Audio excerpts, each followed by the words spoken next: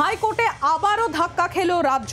Single বেঞ্চের যে অনুমতি ছিল সেই অনুমতি প্রেক্ষিতে ডিভিশন বেঞ্চে যায় তাকে চ্যালেঞ্জ করে রাজ্য, এবং সেখানেই ধাক্কা খেয়েছে। আবারও যৌথ মঞ্চের ধর্ণাকে চ্যালেঞ্জ করে যে পাল্টা আর্জি ছিল সেই আর্জিও খারিজ করে দেওয়া হলো। পত্রপাঠ মামলা ফেরালো প্রধান বিচারপতির ডিভিশন বেঞ্চ। ধর্ণা অবস্থান অন্যত্র সরানো হোক রাজ্যের আবেদন মানল না ডিভিশন বেঞ্চ।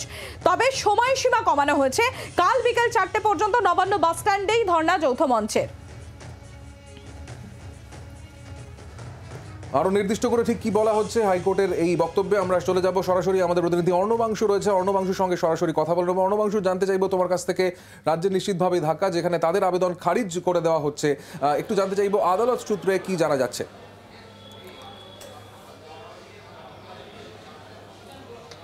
দেখো, মহার্ঘ ভাতা বৃদ্ধি নিয়ে কলকাতা হাইকোর্টের প্রধান বিচারপতির ডিভিশন বেঞ্চে আজ রাজ্য সরকার ধাক্কা খেয়েছে, এটা বলতেই হবে। কারণ গতকালকে বিচারপতি রাজাশেখর মান্থা এই কোঅর্ডিনেশন কমিটি বা যৌথ মঞ্চকে কিন্তু তারা অনুমতি দিয়েছিলেন নবান্ন বাস স্ট্যান্ডে ধর্ণা করার জন্য, এবং 300 জন তারা বসতে পারবেন একই সময়। 22 থেকে 24 পর্যন্ত তারা ধর্ণা অবস্থানে সামিল হতে পারবেন, শান্তিপূর্ণভাবে ধর্ণা অবস্থান করতে হবে।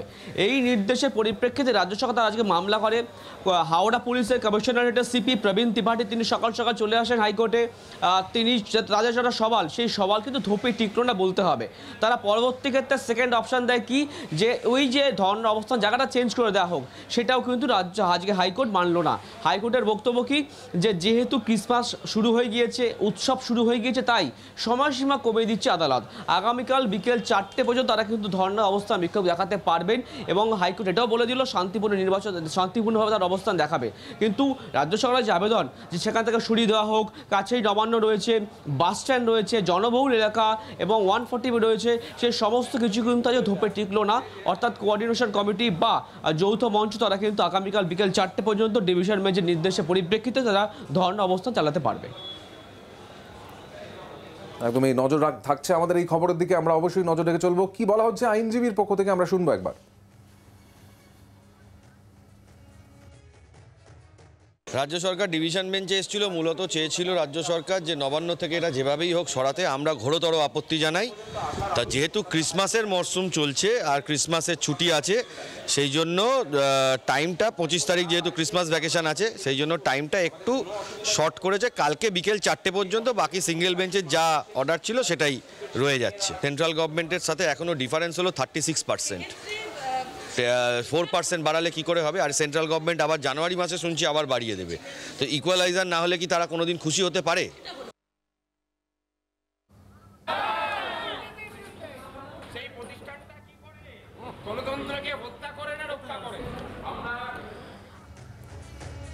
এবং এই খবরের পরে কিন্তু নৈতিক জয় হয়েছে তাদের, এমনটাই বলতে থাকেন আন্দোলনকারীরা, যারা এই মুহূর্তে তাদের যে অবস্থান ছিল যে তারা ওই বাস স্ট্যান্ডেই তারা ধর্ণা চালিয়ে যাবেন। হয়তো সময় খানিকটা কমেছে হাইকোর্টের এই নতুন নির্দেশে, কিন্তু তা সত্ত্বেও তারা মনে করছেন এটা তাদের নৈতিক জয় হয়েছে, কারণ নবান্নের সামনেই তারা ধর্ণা চালাতে পারবেন। তারা তাদের যে বিক্ষোভ, তাদের যে বক্তব্য, সেগুলো তারা করতে পারবেন। হাইকোর্ট মান্যতা দিয়েছে এবং সেই কারণে এই মুহূর্তে রীতিমতন সেখানে উচ্ছ্বাসে ফেটে পড়েছেন এই মুহূর্তে আন্দোলনকারীরা। তাদের আন্দোলন আরও তীব্র থেকে তীব্রতর করার পক্ষে তারা এই মুহূর্তে কিন্তু আরও বেশি সমর্থন পাচ্ছেন, এমনটাই তারা মনে করছেন।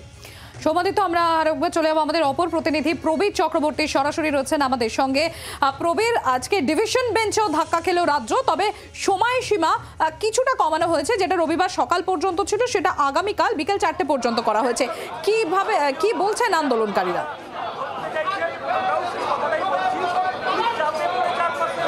দেখো, কলকাতা হাইকোর্টের ডিভিশন বেঞ্চে নতুন করে নির্দেশ আসার পর, অর্থাৎ আগামীকাল বিকাল 4টে পর্যন্ত বসতে পারবেন আন্দোলনকারীরা। তারপরে কিন্তু কার্যত উজ্জীবিত বলা যায় যে এই যে ডিএর দাবিতে আন্দোলন করছেন যেসব সমস্ত আন্দোলনকারীরা, এই সময় নবান্নের বাস স্ট্যান্ডের সামনে সেই ছবি তুমি দেখতে পাচ্ছ।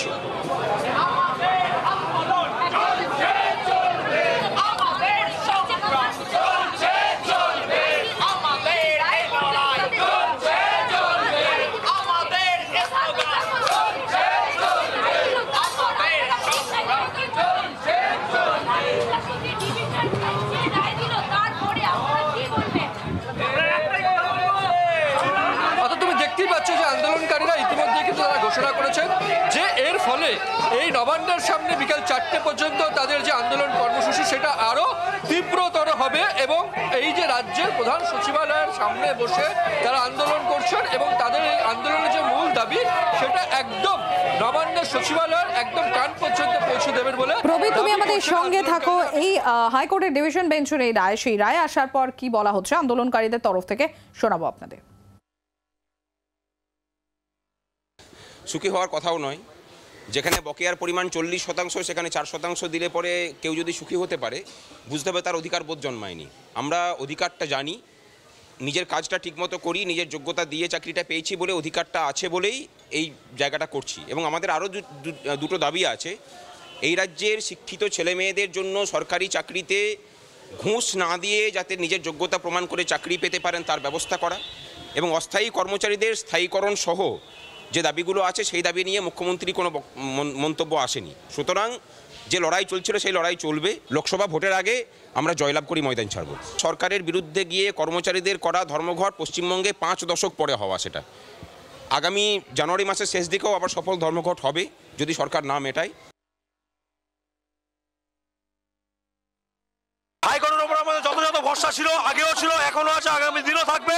আমাদের 3 দিনের কর্মসূচি ছিল, সেটা হয়তো পরিবর্তিত হয়। প্রধান বিচারপতি যারা জানিয়েছে আগামীকাল বিকাল 4টা অবধি বসতে পারবো।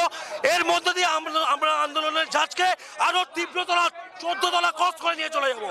আর নবান্ন থেকে 14 তলা থেকে দিদিমণিকে নামিয়ে এই ফুটপাতে আনবো, এই চ্যালেঞ্জ করে যাচ্ছি। 40 অংশের 1 অংশ মাত্র দিয়েছে, আর কোথায় গেল 40%-এর 4%, মানে 10 ভাগের 1 ভাগ। এটা কোনোদিন কাম্য আমাদের নয়। এটা হচ্ছে আন্দোলনের প্রভাবকে বানচাল করবার জন্য কৌশলগত এই কাজ করেছে। এর প্রতিবাদে এই আন্দোলন আরো তীব্র হবে। রাজ্য সরকারের কানে আর একটা থাপ্পড় করলো। কালকে একটা রাজশেখর মান্দার একটা থাপ্পড় খেয়েছিল, আজকে একটা ডবল থাপ্পড় খেলো। কারণ যে এরা ভেবেছিল যে আমরা ডিভিশন বেঞ্চে গিয়ে আমরা এইভাবে এদের আন্দোলনটাকে রদ করে দেবো। আজকে আমাদের যে নৈতিক অধিকার, যে ন্যায্য অধিকার ডিএ তিনি দিচ্ছেন না। কালকে তিনি 4% ডিএ ছুঁড়ে দিয়েছেন, আমাদের উচ্ছিত পুকুরের মতো ছুঁড়ে দিয়েছেন। কিন্তু আমরা যে সরকারের কর্মচারী, মনরেগা প্রকল্পে, তিনি আবাস যোজনা, সেটা রাজ্য সরকারদের যে বেতন হয় সেটা সে এইভাবে হয় না। তিনি এটাকে মানে কাছে কার গুলিয়ে দিচ্ছেন। এই রিসেন্টলি উনি তাহলে কয়েক হাজার 15,000 কোটি টাকা কেন্দ্র থেকে পেয়েছেন, তাহলে তিনি তাহলে দিয়ে দিলেন না পঞ্চায়েত ভোটের। এই কথাটা উনি দীর্ঘদিন ধরে কিছু মানুষকে বোকা বানাচ্ছে। তিনি আমাদের সঙ্গে কথা বলছেন না, তিনি কালকে তাহলে 4% দিলেন কি করে? বাংলার আওয়াজ, বাঙালির আবেগ, জি 24 ঘন্টা।